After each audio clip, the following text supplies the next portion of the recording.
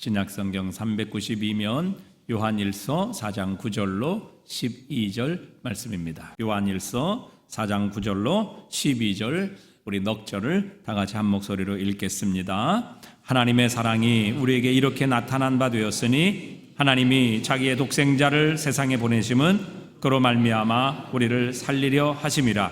사랑은 여기 있으니 우리가 하나님을 사랑한 것이 아니요 하나님이 우리를 사랑하사 우리 죄를 속하기 위하여 화목제물로 그 아들을 보내셨습니다. 사랑하는 자들아, 하나님이 이같이 우리를 사랑하셨은즉 우리도 서로 사랑하는 것이 마땅하도다. 어느 때나 하나님을 본 사람이 없으되 만일 우리가 서로 사랑하면 하나님이 우리 안에 거하시고 그의 사랑이 우리 안에 온전히 이루어지느니라. 아멘. 우리 하나님의 사랑에 대해서 함께 살펴보고 있는데, 사실 우리가 하나님의 사랑을 이해할 수만 있다면, 그 하나님의 사랑을 정말 다 알고 깨달을 수만 있다면, 사실 우리가 가진 모든 우리 문제와 어려움들은 다 풀려나가게 될 것입니다. 우리가 어떤 환경 또 어떤 위기 가운데 있을지라도 넉넉히 헤쳐나갈 수 있는 힘과 능력을 이 하나님의 사랑으로부터 우리는 공급받을 수 있을 것입니다. 로마서 8장 31절에도 만일 하나님께서 우리를 위하시면 누가 우리를 대적하리요 말씀하고 계시고, 자기 아들을 아끼지 아니하고 우리를 위하여 내어주신 이가 그 아들과 함께 우리에게 모든 것을 주시지 않겠느냐, 그렇게 주님이 친히 말씀하십니다. 또 로마서 8장 37절에도 보면 그러나 이 모든 일에 우리를 사랑하시는 이로 말미암아 우리가 넉넉히 이기느니라, 이렇게 선언하고 계십니다. 여러분, 어떤 문제를 가지고 계십니까? 어떤 두려움을 갖고 계십니까? 또 어떤 위기를 맞고 계십니까? 어떤 풀 수 없는 고난과 염려, 위기 가운데 계십니까? 어떤 질병에 놓여 있으십니까? 그러나 이 모든 우리가 가지고 있는 문제와 아픔, 두려움, 염려, 이 모든 일에 포함되어 있는 것이죠. 이 모든 일에 우리를 사랑하시는 이로 말미암아 우리가 넉넉히 이기느니라. 하나님의 사랑을 알면, 그 사랑을 이해할 수만 있다면, 그 사랑을 받아들이고 확신할 수만 있다면, 여러분, 오늘 우리가 가지고 나온 모든 문제는 풀려질 것입니다. 노임을 받게 될 것입니다. 또 자유를 얻게 될 것입니다. 또 넉넉히 이길 수 있는 힘과 능력을 이 하나님의 사랑으로부터 우리는 공급받을 수 있게 될 것입니다. 그렇게 오늘 우리가 하나님의 사랑이 도대체 어떤 것인지, 우리가 어떤 모습으로 이 땅을 과연 그 사랑을 표현하고 드러내며 살아야 할 것인지를 함께 나누려고 합니다. 사실 우리가 하나님의 사랑을 이해하고 하나님의 사랑을 깨닫기 위해서는 먼저 우리 자신을 주목해야 합니다. 우리가 어떤 존재인지, 어떤 사람이었는지를 알아야 하나님의 사랑이 어떤 것인지를 우리는 알 수 있다는 것이죠. 여러분, 하나님께서 우리를 사랑하셨습니다. 하나님의 사랑이 바로 우리에게 나타났다. 여러분, 우리는 과연 하나님께서 사랑하실 만한 존재였습니까? 과연 우리가 다른 사람보다 훌륭합니까? 또 과연 우리가 다른 사람보다 구원받을 만한 자격이 월등하기에 하나님의 자녀가 되게 하셨고, 이 하나님의 사랑을 우리에게 오늘 부어주셨느냐 하는 것입니다. 에베소서 2장 1절은 이렇게 말씀하시죠. 그는 허물과 죄로 죽었던 너희를 살리셨도다. 그때 너희는 그 가운데서 행하여 이 세상의 풍조를 따르고 공중의 권세 잡은 자를 따랐으니 곧 지금 불순종의 아들들 가운데 역사하는 영이라. 3절 우리 한번 다 같이 읽어보겠습니다. 전에는 우리도 다 그 가운데서 우리의 육체의 욕심을 따라 지내며 육체와 마음에 원하는 것을 하여 다른 이들과 같이 본질상 진노의 자녀이었더니.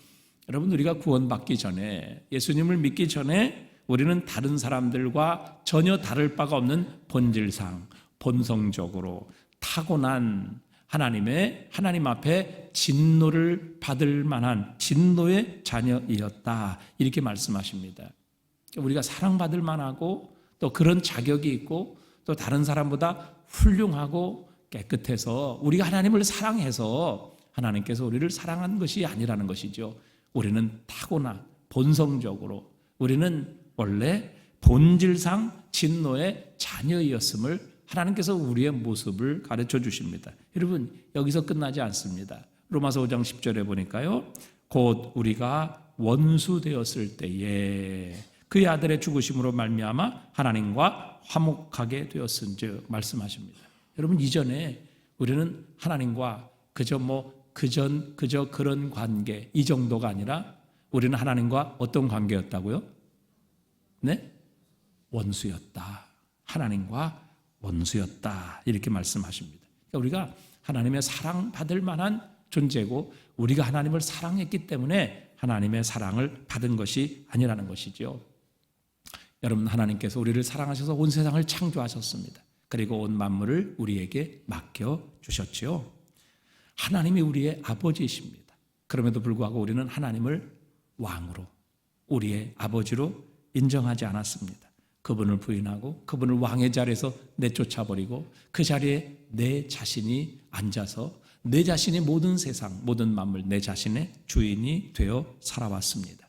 하나님께 돌려야 될 모든 영광을 내 자신과 썩어질 피조물과 우상들에게 돌리며 살아온 하나님과 사실상 원수였던 존재라, 이렇게 말씀하고 계십니다.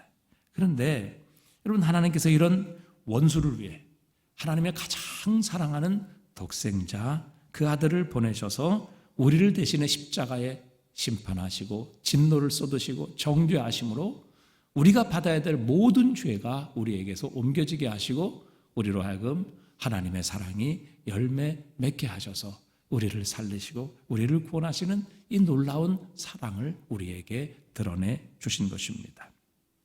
여러분, 우리의 지체들 중에, 우리의 형제 자매들 중에 우리의 사랑을 받을 만한 사람이 되지 못하는 그런 분들도 종종 있지요. 전혀 우리에게 도움도 되지 않고 우리의 마음에 상처를 주고 또 정말 속을 썩이고 손해를 끼치고 또 본성적으로 저 사람은 내가 정말 사랑하지 못할 사람이야, 가까이 하지 못할 사람이야, 여러분, 이렇게 여길 만한 그런 형제 자매들이 우리 주변에는 얼마든지 있을 수 있습니다. 하지만 우리 그리스도인들은 우리의 자신으로 하여금 다른 그리스도인을 사랑하게 만들 수 있습니다. 이 말이 무슨 말인가 하면, 우리 자신을 볼 때에, 우리 자신을 발견하고 다시 한번 우리의 본래 모습을 우리가 깨닫고 발견할 때 우리는 다른 사람을 사랑하지 않을 수 없게 된다는 것이죠. 그러니까 우리의 자신으로 돌아가서 우리 자신을 돌아볼 때 우리는 다른 사람을 사랑하지 않을 수 없게 만드는 존재라는 것입니다. 우리는 스스로에게 하나님께서 이같이 우리를 사랑하셨은즉 이라는 진리를 상기시킬 때, 나 같은 죄인, 본질상 진노의 자녀였고 또 하나님과 원수였던 나를 위해 하나님께서 도대체 어떤 사랑을 베푸사 나를 하나님의 자녀 삼으셨는가 하는 것을 우리가 깨닫게 될 때에, 여러분, 우리는 정말 사랑하지 못할 그런 대상들도 사랑할 수 있는 용기와 능력을 얻을 수 있는 겁니다. 내가 정말 화가 나고 정말 미워지고 싶고 정말 분노해야 할 그런 적대감을 느낄 때마다 우리가 맨 먼저 해야 될 일은 나 자신을 바라보는 것입니다. 여러분, 저도 때로는 목회를 하면서 참 미워지는 사람도 있고 정말 화내고 싶은 그런 사람들도 왜 없겠습니까? 그러나 그럴 때마다 정말 나 같은 죄인을 위해 베푸신 하나님의 사랑, 도대체 나를 하나님께서 이런 죄인을 어떻게 대하셨는가, 그리고 어떤 사랑으로 여기까지 하나님께서 인도해 주셨는가 하는 것을 생각하게 되면 그런 분노, 그런 미움이 금세 부끄러워지게 되는 것을 경험하게 됩니다. 여러분, 우리가 왜 우리의 형제 자매를 사랑하는 일에 실패합니까? 그것은 항상 다른 형제 자매들, 다른 사람들의 문제, 또 잘못은 바라보지만 우리의 자신의 부족함과 우리의 자신의 죄는 바라보지 못하기 때문이지요. 형제의 눈 속에 있는 티를 보고 그 티를 빼라고 이렇게 요구하고 지적하지만 정작 내 자신 속에 있는 들보는 어마어마한 그 죄악의 모습은 우리는 전혀 보지도 못하고 또 보지도 않으려고 하는 것이지요. 이런 나를 하나님께서 이처럼 사랑하셨다면 우리가 다른 사람을 향해 연민의 정을 느끼고 불쌍히 여기는 마음이 우리에게서 솟구칠 수밖에 없는 것입니다. 하지만 하나님께서 이렇게 죄로 죽은 나를, 그분의 독생자를 보내셔서 내 죄를 심판하시고 나를 그 죄의 저주와 영원한 죽음에서 건져 주셨습니다. 존 번연은 이렇게 얘기를 했습니다. 내가 나 자신의 실제적인 모습을 보건대 누군가 나를 모욕하는 것은 불가능하다. 그렇게 얘기를 했습니다. 그러니까 이 말이 무슨 말인가 하면 다른 사람이 나를 모욕하는 것은 불가능하다는 것입니다. 왜?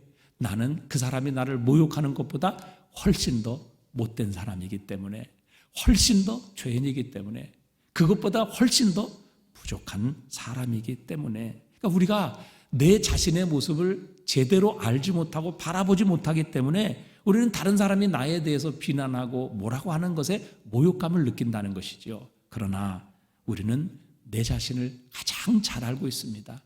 내가 어떤 마음을 품고 어떤 생각을 가졌고 어떤 죄악을 범했던 그런 인간이라는 것을 내 자신이 가장 잘 알기 때문에 내 자신을 우리가 분명하게 인식하고 깨닫는다면 다른 사람이 아무리 모욕을 주어도 우리는 그것을 모욕으로 생각할 수 없다는 것이죠. 왜? 우리는 그것보다 훨씬 더 나쁜 존재이기 때문에 그렇습니다. 세상에는 여러 종류의 사랑이 있지요. 그 중에서 제일의 사랑은 우리가 부모의 사랑이라 이렇게 얘기를 합니다. 얼마 전에도 뉴욕에서 한 큰 건물에 불이 났는데 그 건물 안에 있는 사람들이 거의 다 그 불길로 인해서 사망을 했어요. 그런데 그 집안에 어린 아이와 엄마가 함께 있다는 것이 이제 드러나게 되어서 이제 그 집도 역시 모두 다 죽었거니 이렇게 생각하고 소방관이 들어갔습니다. 그런데 기적적으로 엄마는 죽었지만 어린 아이는 살아났어요. 왜?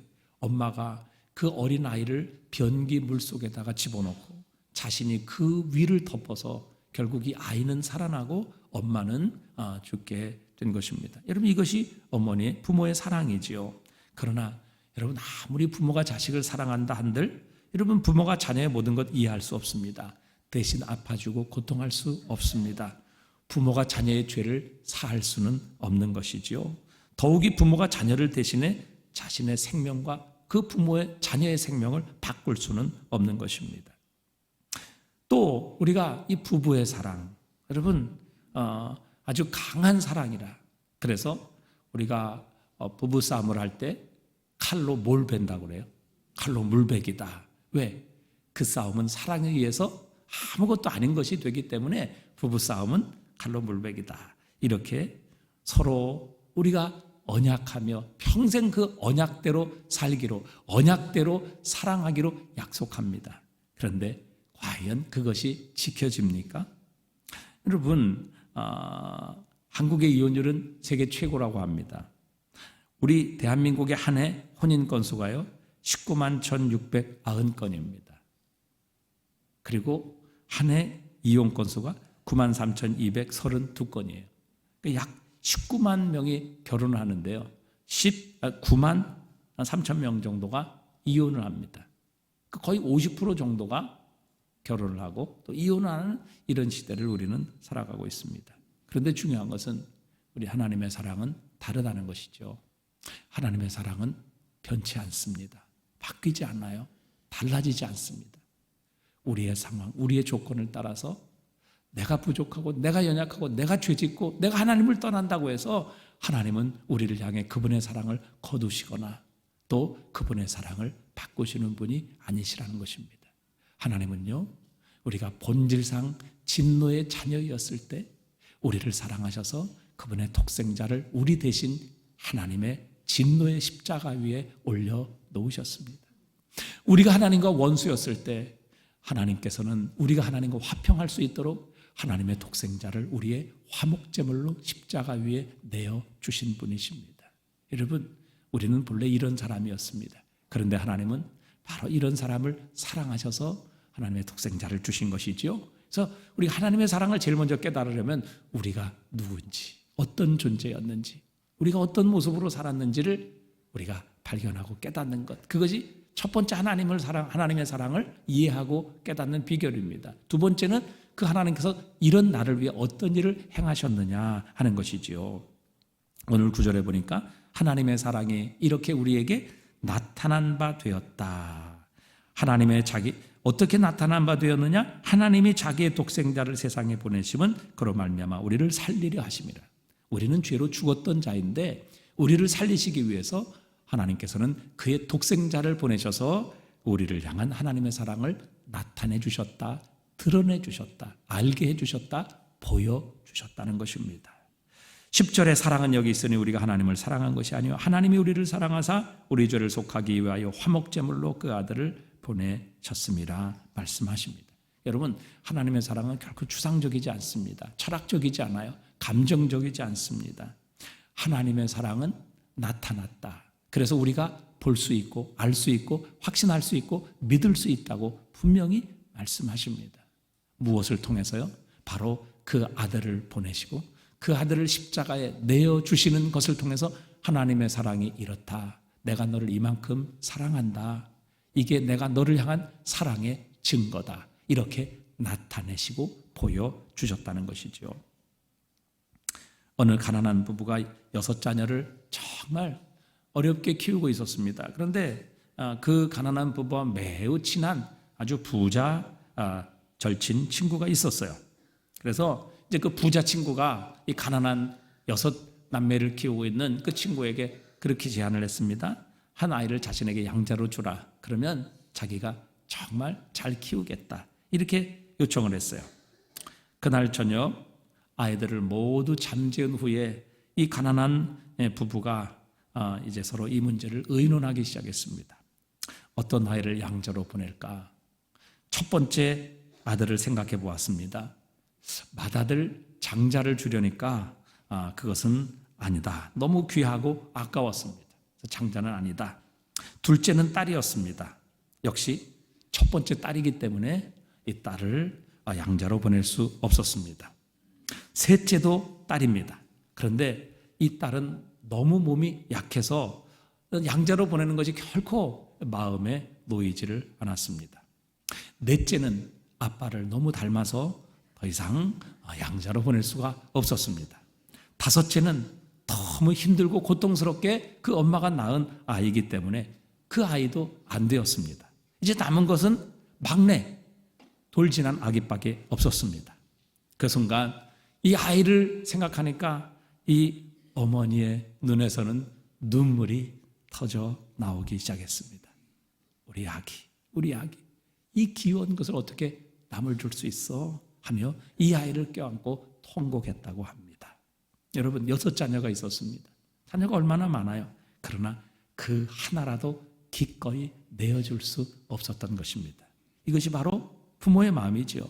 그런데 우리 하나님은 단 하나밖에 없으신 하나님의 독생자를 나 같은 죄인을 위해 진노를 받아 마땅한 하나님의 원수였던 나를 위해 하나님은 독생자를 보내주셨습니다.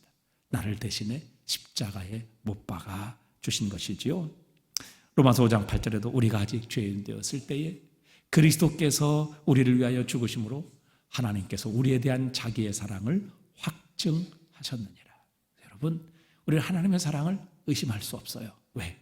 하나님은 우리를 이만큼 사랑하신다는 분명한 확실한 증거를 예수 그리스도와 그분의 십자가를 통해 우리에게 보여주시고 나타내 주시고 드러내 주셨기 때문입니다. 여러분, 하나님이 보내신 독생자가 누구입니까? 여러분, 그분은 하나님과 하나이신 분이십니다. 그분은 하나님과 동등한 능력과 영광을 가지고 계시는 분이시죠. 그분은 영원한 하나님의 아들이십니다. 그분은 영광의 광채시고 하나님의 본체이십니다. 그분은 세상에 태어나고 세상에 만들어진 존재가 아니라 세상이 존재하기 전에 이미 계셨던 하나님이십니다. 그래서 그분은 태어나신 것이 아니라 하나님께서 보내셨다, 이렇게 말씀하고 계시는 것이죠. 이 땅에 오신 예수님은 피조물이 아니라 창조주이십니다. 그분은 삼위 하나님 가운데 2위 하나님의 아들이신 주님이십니다. 그런데 그런 하나님이신 예수님께서, 독생자께서 이 땅에 보내심을 받았는데 그분은 말구유에 태어나셨죠. 그분은 너무 가난하게 사셨습니다. 그래서 평범한 사람들이 난지 8일 만에 할례를 행하면 양이나 염소 혹은 송아지로 제사를 드리지만 가장 가난한 사람들이 드리는 집비둘기 2마리, 산비둘기 2마리, 이것으로 예수님께서는 하나님께 난지 8일 만에 제사를 드릴 수밖에 없었던 것입니다. 하나님의 아들을 예수 그리스도를 죄인들이 조롱했지요. 비웃었습니다. 핍박했습니다. 얼굴에 침을 뱉고 손으로 예수님의 뺨을 때리고 그분을 결국에는 발가벗겨 십자가 위에, 가장 잔인한 죽음의 도구인 십자가 위에 예수님을 못 박아 죽였습니다. 죄인들이 그렇게 한 것이지만 사실 그 배후에는 예수님을 죽이려는 마귀와 사탄의 권세가 있었죠. 하지만 하나님께서는 마치 씨름에서 남의 힘을 이용해서 되치기를 하는 것처럼 오히려 하나님께서는 예수 그리스도의 십자가의 죽으심을 통해 우리의 죄를 용서하십니다. 우리를 의롭다 만드십니다. 하나님의 모든 율법을 만족시키십니다. 하나님의 공의를 드러내십니다. 그리고 우리를 향한 하나님의 사랑을 확증해 주시지요. 그래서 우리는 예수 그리스도의 십자가를 통해 구원을 얻게 해주셨고 하나님의 자녀가 되는 권세를 얻게 된 것입니다. 이것이 바로 하나님께서 우리를 위해 하신 일입니다. 그분의 사랑이 아니라면 어느 것도 설명할 수 없는 그 일을 하나님께서는 독생자를 보내심으로 우리를 향한 하나님의 사랑을 분명히 드러내시고 나타내시고 확증해 주신 것입니다. 자, 세 번째 결과는 무엇입니까? 저와 여러분은 그 하나님의 사랑, 예수 그리스도의 십자가의 죽으심과 부활을 통해서 저와 여러분 하나님의 자녀가 되는 권세를 얻게 되었습니다. 우리는 하나님의 성품을 받게 되었습니다. 하나님의 사랑을 받게 되었고 그 사랑이 우리 안에 있습니다. 그리고 하나님께서 지금 우리 안에 거하십니다. 너희 안에서 행하시는 일은 하나님이시니 자기의 기쁘신 뜻을 위하여 너희로 소원을 두고 행하게 하신다. 하나님이 우리 안에 거하시고 그 하나님이 지금도 우리 안에서 우리의 구원을 위해 일하고 계십니다. 에베소서 2장 4절은 말씀하십니다. 긍휼이 풍성하신 하나님이 우리를 사랑하신 그 큰 사랑을 인하여 허물로 죽은 우리를 그리스도와 함께 살리셨고 너희는 은혜로 구원을 받은 것이라 또 함께 일으키사 우리를 그리스도 예수 안에서 함께 어디에 앉히셨어요? 하늘에 앉히시니. 여러분, 우리는 이미 하늘에 앉아 있는 자들, 우리는 이미 천국에 속해 있는 자들이라 이렇게 하나님은 말씀하십니다. 여러분, 예수 그리스도의 죽으심, 즉 하나님의 사랑으로 인하여 여러분 우리 안에는 하나님의 새 생명이 시작되었습니다. 여러분, 이렇게 우리는 하나님의 사랑을 받은 자들입니다. 그래서 요한일서 3장 1절 2절에 보면 보라, 아버지께서 어떠한 사랑을 베푸사 하나님의 자녀라 일컬음을 받게 하셨는가? 우리가 그러하도다. 그러므로 세상이 우리를 알지 못함은 그를 알지 못함이라 사랑하는 자들아. 우리가 지금은 하나님의 자녀라. 여러분, 우리가 하나님의 자녀가 된 것이 우리의 노력으로 된 것이 아니고 우리의 열심으로 된 것이 아니고 우리의 자격 때문에 된 것이 아니라 전적인 하나님의 이 놀라운 사랑 때문에 된 것임을 하나님은 우리에게 알려주십니다. 그래서 내가 하나님의 자녀가 되었다는 것, 본질상 진노의 자녀이고 하나님의 원수였고 하나님을 위해서 한 일은 아무것도 없고 하나님을 사랑한 적이 없는 나 같은 죄인이 어떻게 하나님의 자녀가 되었는가? 이건 전적인 바로 하나님의 사랑의 결과다. 우리에게 가르쳐 주시는 겁니다. 그래서 오늘 본문에서 이러한 하나님의 사랑을 받은 자녀들이 하나님께 받은 사랑으로 우리가 하나님 사랑하고 우리 형제자매들을 사랑하는 것이 마땅하다. 이렇게 말씀하십니다. 여러분, 하나님의 말씀은 묵상을 위한 자료가 아닙니다. 하나님의 사랑은 결코 철학적인 명제도 아닙니다. 하나님의 사랑은요, 감정도 느낌도 아닙니다. 그래서 내가 좀 기분이 좋고 느낌이 괜찮다라고 하나님 나를 사랑하시는가 보다 이렇게 생각하고 괜히 우울하고 뭔가 일이 잘 안 풀리면 하나님 나를 떠나셨나? 하나님 나를 사랑하지 않으시나? 하나님이 나를 미워하시나? 여러분, 이렇게 생각할 수 있는 것이 하나님의 사랑이 아니라고 하십니다. 하나님은 분명히 우리를 향한 그분의 사랑을 나타내셨고 확증해 주셨고 보여주셨습니다. 그래서 하나님은 우리를 향한 사랑을 마음에 품고 계셨던 것도 아니고 상상으로만 생각하고 묵상하셨던 것이 아닙니다. 그렇다면 여러분, 하나님의 사랑은 우리에게 열매로 이렇게 우리가 하나님의 자녀가 되는 열매로 맺혀질 수 없었을 것이라는 사실입니다.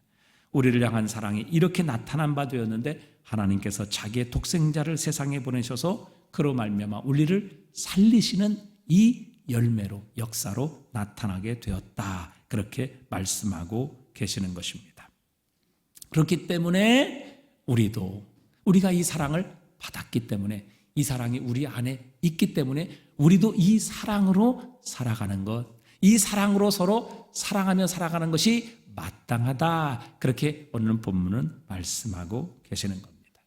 이 어나더 레벨이라는 책에 보면 다니엘 캐너먼이라는 사람이 전망 이론을 통해서 2002년에 노벨 경제학상을 받은 이야기를 소개하고 있습니다. 그는 왜 성공하는 사람, 왜 실패하는 사람, 그래서 왜 실패하는 사람은 계속 실패하고 성공하는 사람은 계속 성공할까라는 것을 이런 뇌과학을 통해서 선택 이론을 그가 이제 발견을 하게 된 것입니다. 왜 사람들은 계속적으로 반복적인 실수를 하는가? 또 특정한 사람은 왜 반복적인 성공을 하게 되는가? 이런 것을 이제 심리학으로, 뇌과학으로 이제 발견을 해서 노벨 경제학상을 받았습니다. 그래서 우리가 과연 어떻게 노력하게 될 때 정말 성공하는 선택을 하며 살 수 있을까? 우리 모든 삶의 결과는 우리의 선택의 결과, 열매 아니겠습니까? 근데 우리가 어떻게 성공하는 선택을 할 수 있는가? 이 다니엘 캐너먼이라는 사람이 이런 전망 이론을 발표를 했어요. 그래서 인간의 뇌는 생각과 행동의 패턴에 따라서 두 가지로 나누어 작동한다. 그렇게 얘기를 했습니다. 자, 이것을 시스템 1, 자동 시스템이라고 이렇게 부르고, 시스템 2, 이것을 숙고 시스템이라고 부릅니다. 자, 시스템 1은 뭐냐면 자동 시스템입니다. 그러니까 우리의 몸이 이렇게 자동적으로 이렇게 반응하는 것이죠. 이제 본능적으로 반응을 하는 것입니다. 예를 들어서 여러분, 우리가 걸어갈 때 여러분 손, 발 동작을 우리가 의식적으로 다음에는 오른발 내밀어야지, 다음엔 왼발 내밀어야지, 다음엔 오른손 흔들어야지, 왼손 흔들어야지, 우리가 이렇게 의식적으로 하지 않는다는 겁니다. 여러분, 우리의 걸어가는 것은 다 무의식적으로 그냥 자동적으로 걸어가는 거예요. 또 우리가 물을 마실 때도 그렇지 않습니까? 여러분, 물을 마실 때 이렇게 엎드려서 물 마시는 분 없어요. 왜? 그렇게 하면 넘어가지 않기 때문에 그렇습니다. 그래서 우리는 물을 마실 때 여러분 그냥 자연스럽게 물을 들고 그 다음에 얼굴을 이렇게 세우고 물을 이렇게 마십니다. 왜? 이게 뭐예요? 자연스럽게 물이 목에 걸리지 않고 넘어가서 위장으로 넘어가고 그 다음에 우리의 목마름을 해결시켜주는 방식이기 때문에 그렇습니다. 자, 그런데 우리의 뇌는 이 두 가지 시스템이 있어요. 시스템 1, 본능적으로, 본성적으로, 자동적으로 이렇게 모든 일들이 이루어지는 시스템 1이 있는가 반면에 그 다음에 시스템 2가 있습니다. 이 시스템 2는 뭐냐면 무엇인가 생각해야 돼요. 그리고 무엇인가 의지를 가지고 노력을 해야만 하는 것입니다. 그런데 이 시스템 1은 우리의 일상의 약 80%를 차지할 정도로 비중이 높습니다. 그리고 우리의 일상의 대부분을 우리가 시스템 1에 의해서 움직이고 있는 거예요. 숨 쉴 때도, 걸어갈 때도, 우리가 밥을 먹을 때도 여러분 그냥 우리는 숟가락으로 밥을 떠서 여러분 먹는데 전혀 문제가 없습니다. 이거를 내가 오늘은 각도 90도를 통해서 또 이렇게 올려서 그 다음에 집어넣고 그 다음에는 씹고 그 다음에는 넘기고 이런 거 의식하고 생각하고 숙고해서 여러분 밥 먹는 사람 없습니다. 특별히 남자들은요, 군대 갔다 오면 밥을 적어도 한 3분에서 5분 내는 다 먹어야 됩니다. 왜? 그렇지 않으면 굶기 때문에. 자, 그러면 80% 정도가 우리 뇌와 우리 일상이 이런 시스템 1에 의해서 움직이고 있습니다. 그러면 나머지 20%는 뭘까요? 이게 바로 숙고하는데 의식적인 사고를 해야 하는 시스템 2입니다. 그래서 우리는 우리의 뇌와 우리의 생활은 이 두 가지 시스템 1과 시스템 2로 나눠져 있어요. 자, 예를 하나 들어보겠습니다. 자, 우리 1 더하기 1 한번 보십시오. 자, 1 더하기 1 몇이죠? 아니, 한번 대답해 보세요. 1 더하기 1 몇이죠? 2예요. 자, 여러분 이거 숙고하면서 대답하시는 분 계세요? 노력해서 대답하시는 분 계세요? 없단 말이죠. 이거 무의식적으로 그냥 나오는 거예요. 왜? 너무 일상이고 너무 반복적으로 우리가 잘 아는 거기 때문에. 그래서 1 더하기 1은 뭐예요? 이게 시스템 1이에요, 2예요? 1이에요, 1. 자, 그러면 251 곱하기 8 몇이에요? 네? 자, 네? 2008이죠. 얼마나 고생하셨어요, 이제 계산하시느라고. 2008이에요. 251 곱하기 8은 2008이에요. 2008이에요. 자, 여러분, 근데 2008 여러분 대답하실 때 그냥 나왔어요? 어떻게 하셨어요? 계산하셨잖아요. 8 곱하기 1은 8, 그 다음에 8, 5, 40, 그 다음에 8이 16 해서 계산을 해보니까 2008이 나온 거예요. 이거는 251 곱하기 8, 2008 이렇게 나오지 않는다고요. 이건 뭐예요? 계산해야 돼요. 숙고해야 돼요. 의식적으로 노력해야지 251 곱하기 8의 답이 나오는 겁니다. 자, 이것을 시스템 2라 이렇게 부르는 것입니다. 자, 그런데 여러분 생각해 보십시오. 우리가 일반적으로 이 시스템 2는 복잡한 계산을 할 때, 익숙하지 않은 무언가를 처음 배울 때, 또 책을 읽거나 글을 쓸 때 의식적인 사고가 필요한 순간에 이 시스템 2가 작동을 하는 것입니다. 그러니까 우리가 소위 동물과 인간을 구별할 때, 그 차이를 표현할 때 기준으로 삼을 만한 것이 바로 이 시스템 2의 개입이라 이렇게 말할 수 있어요. 그러니까 동물은요 거의 시스템 1에 의해서 생존합니다. 배고프면 먹고요, 졸리면 자고요. 그 다음에 그 생존의 본능에 따라서 동물들은 살아가죠. 그러나 인간은 그렇지 않단 말이죠. 생각을 해요.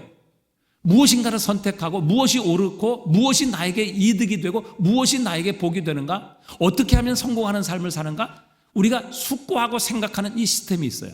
근데 그것이 바로 우리의 모든 행동의 약 한 20% 정도를 차지한다는 것입니다.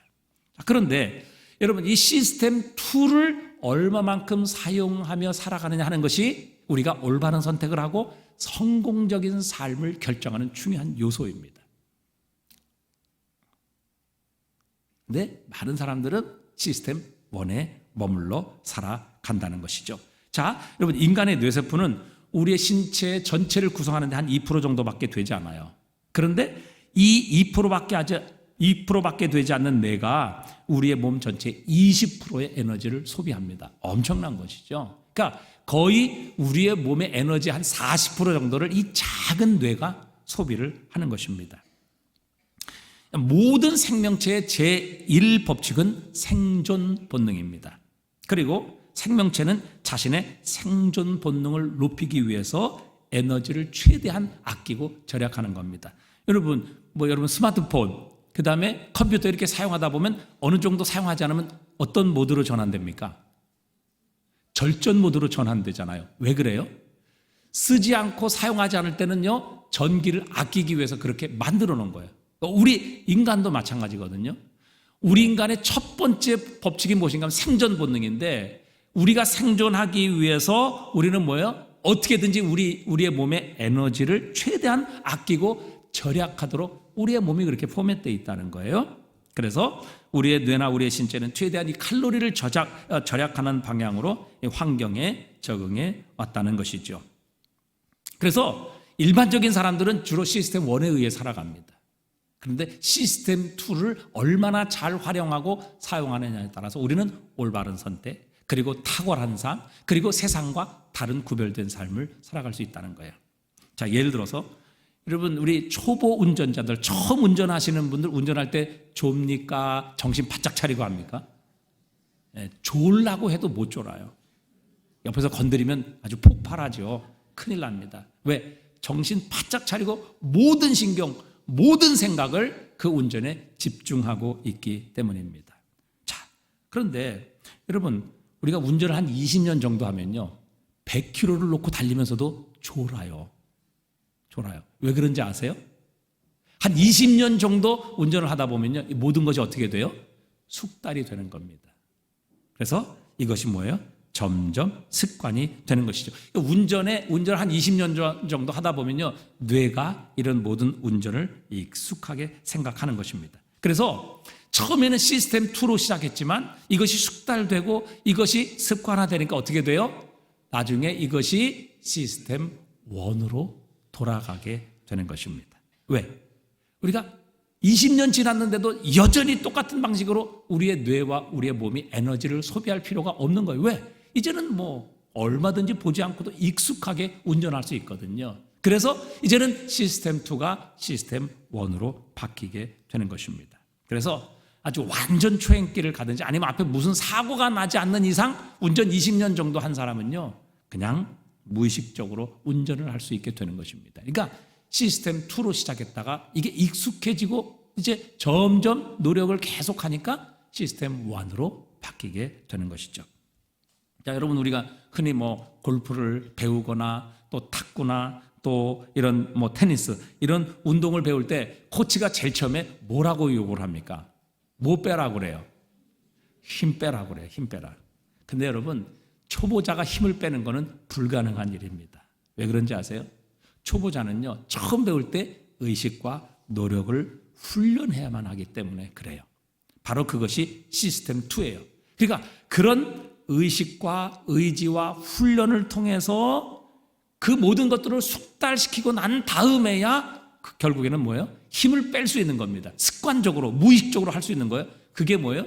이제 시스템 1으로까지 나가게 되는 것이죠. 그리고 우리가 뭐 흔히 생활의 달인 이런 거 보잖아요. 뭐 어떤 분은 뭐 타이어 같은 걸 여기서 던졌는데 저쪽에서 딱 제자리였고 그 다음에 또 던져도 그 위에 하나, 또 던지면 그 위에 하나. 완전히 달인이에요. 근데 여러분, 이분이 처음부터 그렇게 했겠어요? 아니란 말이죠. 처음에는요, 시스템 2를 통해서 의식적으로 노력하고 재고 해보고 안 되니까 또 해보고 이렇게 해서 시스템 2를 가지고 그걸 해본 거예요. 그러다가 그것을 1년 하고 2년 하고 10년 하고 20년 했더니 이제는 뭐예요? 더 이상 숙고하고 훈련할 필요가 없는 거예요. 노력할 필요가 없는 거예요. 그냥 던지면 이제는 그 자리에 가게 되는 거예요. 이게 뭐예요? 숙달입니다. 훈련이에요. 노력을 계속해서 하다 보니까 이제 시스템 2가 시스템 1의 자리로 내려갈 수 있게 되는 것이죠. 그래서 여러분, 우리가 진짜 세상에서 성공하는 삶을 사는 사람이 어떤 사람인가? 소위 말해 달인이 되는 사람이 어떤 사람인가? 여러분, 돈을 잘 버는 사람은 돈이 가는 길이 보인다고 그래요. 근데 여러분, 초보자가 그런 길이 보입니까? 그럼 세상 다 부자가 되죠. 돈이 가는 길이 보일 정도로 여러분 그런 전문가가 되려면 실패, 또 노력, 또 모든 경험, 여러분 이런 거를 다 합쳐서 결국에는 뭐예요? 나중에 시스템 2가 이제는 무의식적으로도 돌아갈 수 있도록 시스템 1으로 바뀌는 그런 경지까지 가야 여러분 세상을 이렇게 보면 돈이 돌아가는 게 보이는 겁니다. 그래서 여러분, 최고 수준에 있는 사람과 그렇지 않은 사람의 격차는 과연 처음부터 시스템 1에 머물러 있느냐, 아니면 시스템 2에서 시스템 1의 자리로 나갈 수 있느냐. 그러니까 시스템 2를 얼마나 계속해서 활용하고 얼마나 훈련하고 노력하느냐에 따라 우리의 미래, 우리의 삶이 달라진다는 결론입니다. 여러분 잘 들으세요. 이거 오늘 노벨 경제학상 받은 이야기입니다. 네. 자, 그래서 제가 오늘 하고 싶은 이야기가 뭐냐면, 여러분 세상의 성공은 그런 거거든요. 그러니까 평범해서는 성공할 수 없어요. 시스템 1의 삶, 즉 본능적인 삶, 무의식적인 삶을 살아서는 결코 세상에서도 성공할 수 없는 겁니다. 시스템 2의 삶, 무엇인가 의식하고 무엇인가 숙고하고 무엇인가 다른 사람들이 하지 않는 노력을 계속하는 시스템 2의 삶. 근데 왜 그것을 사람들이 안 해요? 에너지가 소비되기 때문에 그렇습니다. 즉 힘들기 때문에 그래요. 대가가 들어가야 되기 때문에 그런 겁니다. 그러나 그 대가를 지불하고 바로 그 시스템 2의 삶을 제대로 사는 사람이 성공하는 삶을 사는 겁니다. 다른 사람이 이르지 못하는 자리에 이르게 되는 것이고 결국 달인의 자리에 올라가게 되는 것이죠. 제가 오늘 왜 이 말씀을 드리는가 하면, 여러분 우리가요, 그리스도인이 육신의 소욕을 따라가는 삶, 이 세상 사람들이 살아가는 삶을 살아가는 것은요, 시스템 1의 삶입니다. 그건 자연스러운 거예요. 이미 우리가 습관이 돼 있는 거예요. 우리가 이전에 그렇게 살아왔던 거예요. 여러분, 이것은 이미 우리의 몸에 다 배어 있습니다. 평생 그렇게 살아왔어요. 그리고 우리 주변에 있는 모든 사람들도 지금 여전히 시스템 1의 삶을 살아가고 있습니다. 자신을 미워하는 사람 똑같이 미워하고요. 또 자신에게 손해를 끼치는 자 대적합니다. 그를 멀리합니다. 나의 원수도 같은 사람들 어떻게든지 제거하려고 하고요. 방해가 되는 자 절대 가까이 하지 않으려고 하는 겁니다. 이게 뭐예요? 본능적인 삶입니다. 세상의 삶이에요. 여러분, 하지만 하나님께서는 그리스도 예수를 통해서 저와 여러분을 새로운 피조물로 만들어 주셨습니다. 하나님께서 저와 여러분을 사랑하셔서 하나님의 사랑을 우리의 마음에 부어 주셨습니다. 그래서 우리 안에는 지금 하나님의 사랑이 담겨 있어요. 우리는 하나님의 사랑받는 자녀가 되었습니다. 전혀 새로운 피조물로 하나님께서 우리를 만들어 주신 거예요. 자, 그러면 우리는 어떻게 살아야 됩니까? 새롭게 변화된 피조물로서 하나님의 자녀가 된, 하나님의 사랑을 받은, 하나님의 사랑이 담겨있는, 하나님의 성품의 DNA를 가지고 있는 하나님의 자녀로서 우리가 시스템 2의 삶을 살아가야 한다는 거예요. 예수 믿고 변화되지 않는 사람, 예수 믿었는데 전혀 변화되지 않습니다. 10년, 20년 믿었는데 예수 믿었는데 전혀 그 사람은 모르겠습니다. 왜 그래요? 여러분, 하나님께서 우리를 전혀 새로운 존재로 만드시고 하나님의 사랑을 받은 자로, 이제는 하나님의 성품을 가진 자로, 이제는 하나님의 자녀로 우리를 새롭게 거듭나게 하시고 새로운 피조물로 만드셨는데 여전히 뭐예요? 이전의 습관 버리지 않는 거예요. 옛사람의 모습 그대로 살아가는 거예요. 왜? 편하니까. 노력하지 않아도 되니까. 여러분, 그러니까 평생 예수 믿어도 변하지 않는 것입니다. 여러분, 진짜 성공하는 사람은 힘들고 어렵고 대가가 들어가지만 시스템 2의 선택을 하고 그 노력을 가지고 여러분, 세상 평범한 사람들과 다른 종류의 선택을 통해서 다른 종류의 열매를 맺고 살아가는 거예요. 여러분, 영적으로도 마찬가지죠. 여러분, 예수를 믿고 하나님께서 이 놀라운 사랑으로 우리를 하나님의 자녀가 되게 해주셨는데 여전히 이전의 옛사람의 모습, 여전히 옛습관, 여전히 세상이 살아가는 그 모습 그대로 살아간다면 여러분, 우리에겐 변화가 없는 겁니다. 우리의 삶에는 열매가 없는 것이죠. 시스템 2의 삶을 선택해야 합니다. 내가 하나님의 자녀가 되었다는 것, 하나님이 나를 이렇게 사랑하신다는 것, 그리고 그 사랑이 내 안에 담겨 있다는 것, 그러기에 그 사랑을 가지고 우리가 하나님 사랑하고 우리의 형제 자매들을 세상처럼 사랑하는 것이 아니라 하나님이 나 같은 진노의 자녀, 본질상 진노의 자녀, 원수였던 나를 사랑하시는 그 사랑으로 사랑하는 삶을 사는 것이 마땅하니라.